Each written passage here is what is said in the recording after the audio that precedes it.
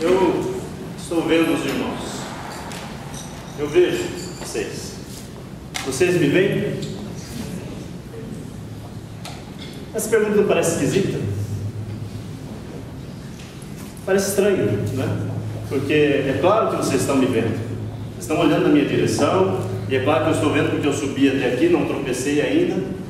Então, eu estou vendo vocês. É muito comum nós andarmos em uma determinada cidade, no centro da cidade, e alguém te entrega aquele panfleto dizendo: exame de vista grátis.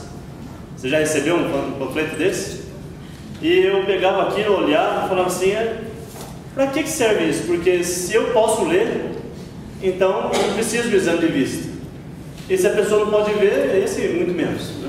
Realmente não precisa de exame de vista nenhum. E é assim que nós às vezes medimos a nossa visão. Como podemos medir aquilo que vemos? Eu posso perceber que vocês veem, mas há graus diferentes de visão. Essa é a verdade. Certa vez eu indo para a faculdade, estava muito atrasado e correndo subi as escadas e virei para o lado esquerdo, onde eu sempre virava, e entrei na porta. E a minha sala já estava então tendo aula ali, o professor falando, e então eu percebi que as pessoas eram diferentes. Ué, eu errei a sala, eu andei um andar a mais, eu estava com tanta pressa que eu corri as escadas tão rápido, e eu não percebi, passei as escadas, entrei na sala, e passado alguns minutos é que eu fui perceber que eu estava na sala errada.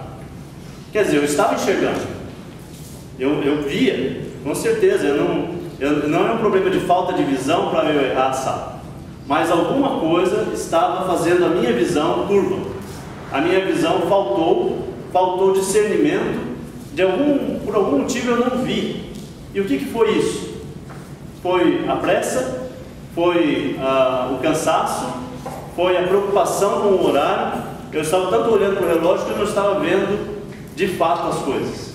Então é possível que alguém vendo bem, alguém enxergando perfeitamente, ainda assim não veja. É algo assim que eu quero hoje estudar com os irmãos em Marcos, no Evangelho de Marcos, no capítulo 8, a partir do versículo 22, nós vamos ver um caso de cura de cego. Jesus cura um cego. Ele vai a Betsaida, e lá em Betsaida ele encontra com um homem cego. E eu não sei se você já percebeu, mas na Bíblia nós temos um relato de vários homens sendo curados por Jesus de cegueira. Será que tinha tanto cego assim? Tem pelo menos 7 casos de cegos sendo curados por Jesus. Alguns de nascença e outros não diz para nós se eles eram cegos de nascença. Mas esse é um dos 7 casos que Jesus cura um cego. A cegueira na época era muito recorrente, e alguns estudiosos chegam a dizer que havia cerca de 20% da população com algum problema grave nas vistas, sendo totalmente cego ou de um olho ou até mesmo dos dois. Daí então nós temos um grande número de pessoas com problema de cegueira recorrendo a Jesus. Vamos então abrir em Marcos 8, versículo 22. Diz assim: eles foram para Betsaida, e algumas pessoas trouxeram um cego a Jesus, suplicando-lhe que lhe tocasse. E ele tomou o cego pela mão e o levou para fora do povoado. Depois de cuspir nos seus olhos, nos olhos do homem, e impor-lhes as mãos, Jesus perguntou: você está vendo alguma coisa? Ele levantou os olhos e disse: Vejo pessoas, e elas parecem árvores andando. Mais uma vez Jesus tocou as mãos sobre os olhos do homem, e então seus olhos foram abertos, e sua vista lhe foi restaurada, e ele via tudo claramente. E Jesus mandou-o para casa, dizendo: não entre no povoado. Então está aqui o trecho que nós vamos estudar, e eu quero analisar um pouco a cura em si, o milagre, um pouco mais em detalhes. Primeiro ponto interessante: como é que aquele homem cego chega a Jesus? Diz aí no texto que alguns amigos o trouxeram.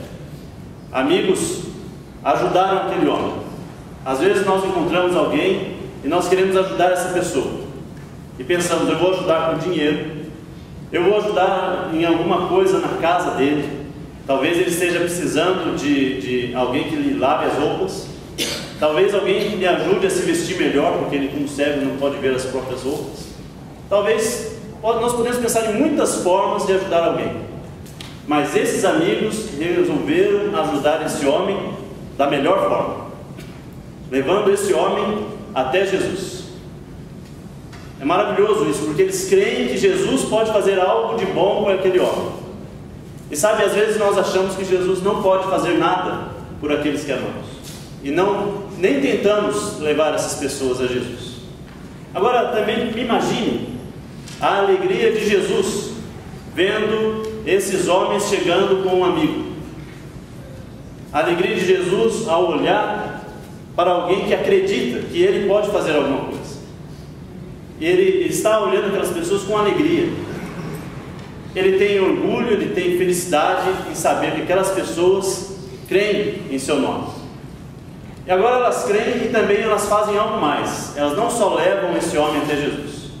O que elas pedem para Jesus? Elas rogam, elas quase que imploram. Elas pedem que Jesus faça algo por aquela pessoa. Da mesma forma, nós devemos pensar como esses homens. Devemos desejar levar nossos amigos, nossos queridos até Jesus e orar por eles, rogar por essas pessoas, para que Jesus de alguma forma lhes toque, de alguma forma Jesus transforme a vida dessas pessoas para melhor. Jesus pode fazer isso por qualquer pessoa. Não há ninguém que não precise de uma bênção de Jesus. E nós podemos levar todos os nossos amigos e podemos orar por todos eles, para que Jesus lhes toque e lhes transforme de alguma forma para melhor. Jesus então recebe esse homem. Como é que nós sabemos que ele recebe? Porque ele toma o homem pela mão. Nós cantamos agora, tomados pela mão de Jesus. E é assim que nós podemos caminhar, porque nós não podemos enxergar, mas Jesus sim. Ele tem a plena visão e ele nos toma pela mão e ele nos leva. Para onde? Não interessa, não importa. É Jesus que nos tomou pela mão. Nós podemos ir, podemos confiar e seguir Jesus, porque Ele nos guia. Ele é o único e verdadeiro guia que interessa. Ele é o único e verdadeiro guia em que podemos confiar. Não podemos confiar em mais ninguém, mas em Jesus. Em Jesus nós podemos, mesmo sem enxergar, podemos pegar na mão de Jesus e caminhar confiantemente, que Ele nos levará para um lugar melhor. E então Jesus leva esse homem, mas Ele leva para onde? Ele o tira da cidade.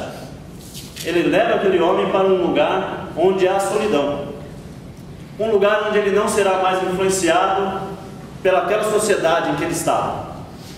Jesus o tira do meio onde estava e leva para um lugar em que ele poderá ter uma experiência íntima, uma experiência solitária com o Mestre. Ele vai ter um momento em que só ele e Jesus vão contemplar. Jesus, para nos transformar, Ele quer nos levar para um lugar em que Ele possa ter intimidade conosco. Não é no barulho do dia a dia, não é no meio da tormenta, não é quando estamos esbaforidos. Vai ser no momento em que nós conseguimos estar a sós com o Mestre, longe de tudo. Então Jesus poderá nos transformar. Ele quer ter esse momento conosco. Com certeza Ele poderia ter curado aquele homem lá onde ele estava. Não há impedimentos para o poder de Jesus. Mas como eu já disse antes, toda vez que Jesus faz um milagre, Ele tem uma mensagem. Ele tem uma mensagem além do milagre. Assim como as parábolas de Jesus eram sermões para os nossos ouvidos, os milagres de Jesus são sermões para os nossos olhos. Nós podemos ver aquilo que Jesus quer nos ensinar. E Ele está ensinando. Ele está ensinando que Ele quer nos tirar do meio da muvuca. Ele quer nos tirar do meio em que tudo está transtornado. Ele quer nos levar para um lugar de intimidade. Então Ele usa a saliva e molha os olhos daquele homem. Por que ele usa saliva? Eu falei no início que Jesus curou 7 cegos pelo menos. Em nenhum caso ele repete o método. Por que Jesus nunca repete o método? Porque talvez nós pudéssemos atribuir ao método o poder de cura. Talvez nós pensássemos que é aquele jeito especial, alguma coisa. Se Jesus sempre curasse os cegos com saliva, ia ser um tal de todo mundo molhar os olhos dos cegos por aí com cuspe. Não ia ser legal para os cegos. Imagina ser cego, ia ser pior ainda, né? Você está lá na praça pedindo um dinheirinho e vem alguém, tchuf. Não é legal. Mas então Jesus ele sempre usa um método diferente, nunca é o mesmo. Ele sempre vai usar algo diferente. Nesse caso ele usou a saliva. Para nós é nojento, né? Estranho, esquisito a messe. Mas para os antigos a saliva era considerada algo com propriedades curativas. Era algo que podia levar alguém a melhorar os olhos. É aquela história, medicina antiga, a gente vê de tudo. Não muito tempo atrás as pessoas curavam tuberculose sangrando a pessoa, tiravam o sangue dela porque eles acreditavam que a doença estava no sangue, então eles sangravam e muitos morriam no tratamento. A medicina matava e matou muita gente. Assim, da mesma forma, as pessoas criam que a saliva tinha propriedades curativas. E por que Jesus usou a saliva? Ele precisava usar a saliva? Talvez ele quisesse despertar naquele homem a fé. Talvez ele soubesse que aquele homem, uma vez percebendo que Jesus estava usando saliva, aumentasse a fé e pela fé, então ele fosse curado. Porque Jesus sempre disse que a sua fé te salvou. É necessário, portanto, que a pessoa que pode crer tenha fé. Há 2 semanas atrás nós vimos aquele homem que foi ressuscitado, o jovem que foi ressuscitado por Jesus. Poderia ter fé um morto? Não. Então, mesmo que a pessoa não tenha fé, Jesus pode ressuscitar. Mas ele queria, no caso desse homem, desse cego, suscitar-lhe fé. Então, às vezes, Jesus usa métodos que nós não podemos compreender. Mas ele então vai lá, passa saliva nos olhos daquele cego, impõe-lhe as mãos, e aí o homem vai passar a ver. O poder está onde? Está na saliva? O poder está no cego? O poder está porque aquele homem estava sozinho com Jesus? Porque onde está o poder? No que está a atuação, a transformação? Por que aquele homem pôde ver? Porque o poder está em Jesus. É Jesus que tem todo o poder. É Jesus que tem toda a capacidade. Por isso que é a Ele que nós podemos recorrer.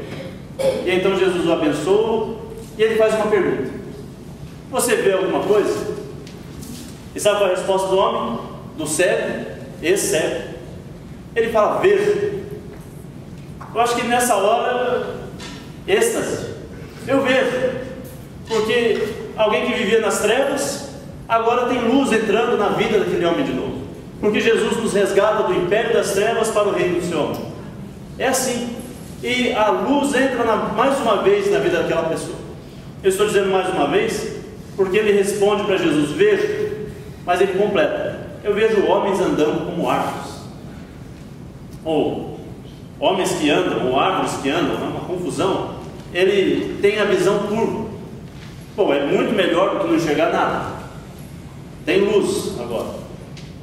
Mas ele ainda vê de forma misturada, embaçada.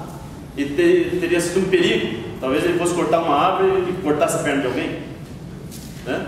Ou então ele fosse pedir ajuda para uma árvore, não sei. A visão turva, ela não resolve. É melhor do que nada. Ele já poderia andar sozinho pelas ruas sem se machucar. Ele já poderia fazer uma série de coisas que ele não podia antes. Mas ele ainda tem a visão turva. A cura não está completa. E sabe o que me chama a atenção? A humildade desse homem. O Ronaldo falou agora há pouco na coleta sobre humildade. E sabe, muita gente diria para Jesus: eu vejo. Tá bom, Jesus, valeu, até mais. Eu vou falar para o mestre que ele fez uma cura mais ou menos? Não, eu vou dizer que sou espiritual totalmente. Eu recebi tudo já que eu tinha que receber de Jesus. Ele poderia ter respondido assim. Mas o que ele responde? Eu vejo, mas eu vejo um argumento. Depois eu tenho uma piada para falar sobre isso. Quem quiser saber, me converse no corredor. Eu vejo mais ou menos, há ainda algo que eu posso obter de Jesus, e há ainda na nossa vida algo que nós podemos obter de Jesus. Você pode obter algo de Jesus ainda? Ou você já é um santo completo? Nós podemos ainda. E aí ele respondeu, e aí Jesus mais uma vez lhe impõe as mãos, e aquele homem passa a enxergar totalmente. Diz que os seus olhos abrem e ele recupera a visão. São duas coisas distintas. E por que Jesus fez essa cura em duas etapas? Não é estranho? Será que Jesus não podia curá-lo instantaneamente? E mais uma vez, o que nos leva a crer que há um ensinamento maior por trás desse milagre. E onde nós podemos perceber isso? Podemos perceber isso no contexto do capítulo. Veja no versículo 11.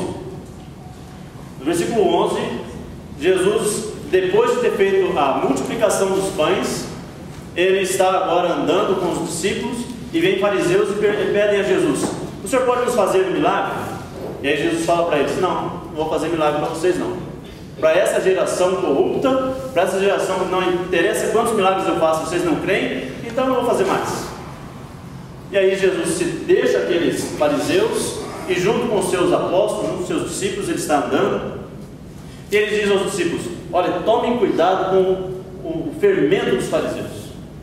E o fermento quer dizer as intrigas dos fariseus, as questões, os questionamentos daqueles homens, daqueles religiosos.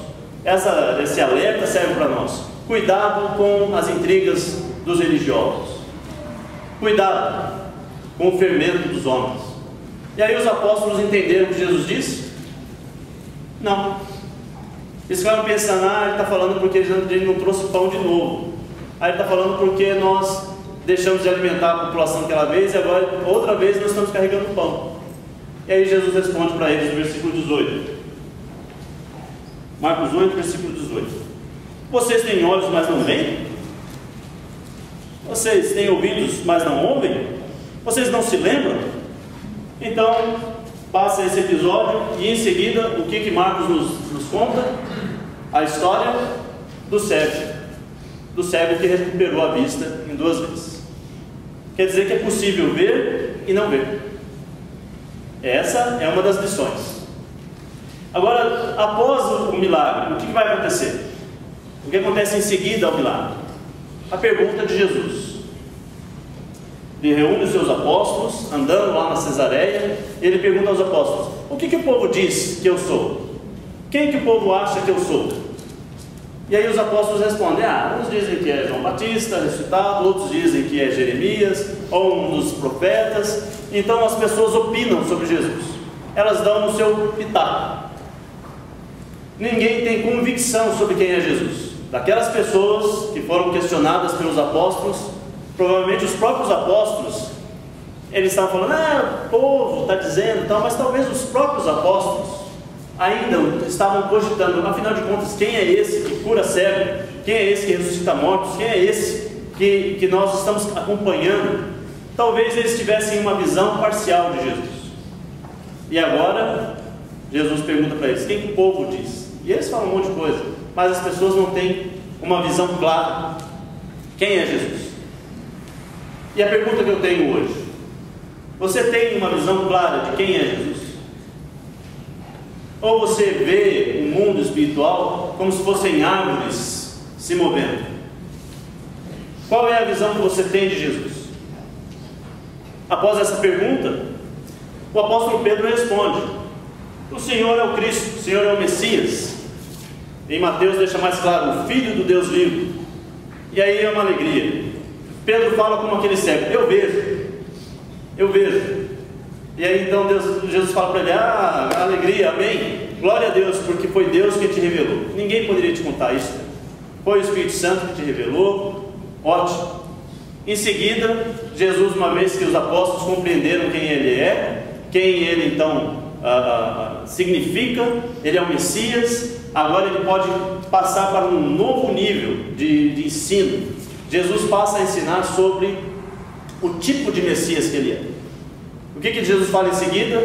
Então agora que vocês sabem que eu sou o Messias, deixa eu explicar. Eu vou para Jerusalém, e lá em Jerusalém eu vou cair na mão dos sacerdotes, dos homens maus. O Filho do Homem vai sofrer e finalmente vai ser crucificado, mas ressuscitarei no terceiro dia. E aí o que Pedro fala?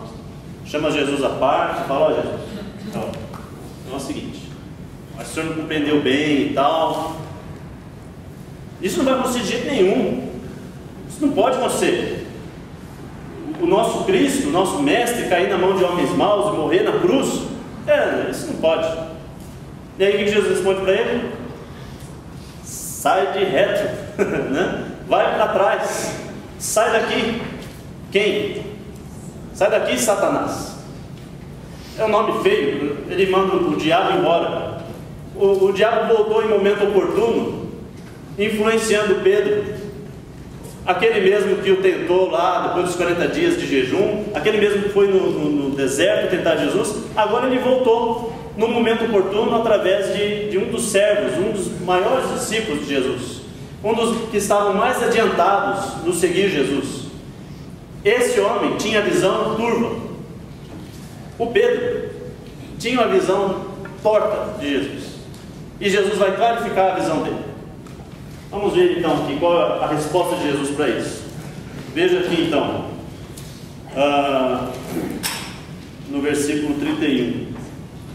Então ele começou a ensinar-lhes que era necessário que o Filho do Homem sofresse muitas coisas e fosse rejeitado pelos líderes religiosos, pelos chefes dos sacerdotes e pelos mestres da lei, fosse morto e 3 dias depois ressuscitasse. Ele falou claramente a esse respeito. Não tem visão turva. Ele falou claramente sobre esse ponto. Então Pedro, chamando à parte, começou a repreendê-lo. É estranha essa frase, um discípulo repreendendo o mestre. E Jesus, porém, voltou-se, olhou para os seus discípulos e repreendeu Pedro, dizendo: para trás de mim, Satanás, você não pensa nas coisas de Deus, mas nas dos homens. O fato é que aquele homem cego, ele via homens como se fossem árvores. Ele tinha uma visão de modo que ele coisificava os seres humanos, e ele tinha uma visão que cogita das coisas dos homens, de modo que uma das coisas que influencia a nossa visão são as coisas dos homens. Quando nós começamos a olhar para a vida espiritual cogitando das coisas humanas, isso confunde a nossa visão, isso deixa que nós tenhamos uma vista turva. E finalmente Jesus fala para ele.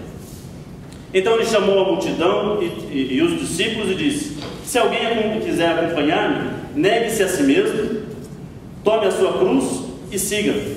Pois quem quiser salvar a sua vida, perderá, mas quem perder a sua vida, por minha causa e pelo Evangelho, a salvará. Pois que adianta o homem ganhar o mundo inteiro e perder a sua alma? Ou o que o homem poderia dar em troca da sua alma?